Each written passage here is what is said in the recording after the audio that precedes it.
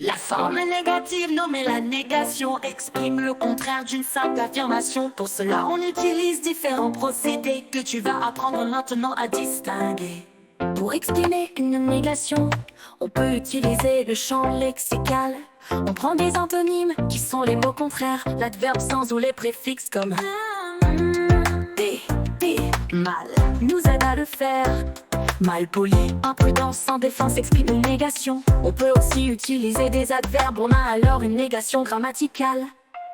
La plus connue est la négation totale. Elle porte sur la phrase d'une manière globale. Elle utilise les adverbes n, apostrophe ou ne associés à aucun, jamais, rien, puissant, nulle part, guère ou personne. Il ne sait pas ce qu'il dit, il y a des personnes.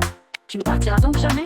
La négation partielle porte seulement sur une partie de la phrase. On la retrouve souvent avec ni, non ou non seulement. Il n'est ni gentil ni méchant. Non seulement je lui en veux, mais aussi il m'ennuie. La forme négative nommée la négation exprime le contraire d'une simple affirmation. Pour cela, on utilise différents procédés que tu vas apprendre maintenant à distinguer. La forme restrictive est une limitation.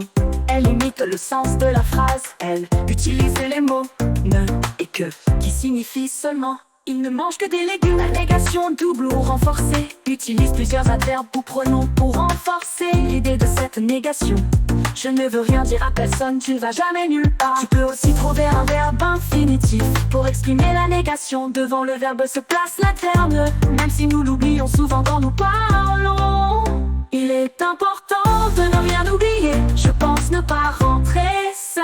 La forme négative nommée la négation exprime le contraire d'une simple affirmation. Pour cela, on utilise différents procédés que tu sais maintenant distinguer.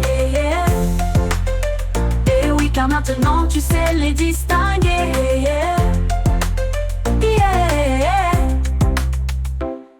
La forme négative nommée la négation exprime le contraire d'une simple affirmation. Pour cela, on utilise différents procédés que tu sais maintenant distinguer. Et oui, car maintenant tu sais les distinguer.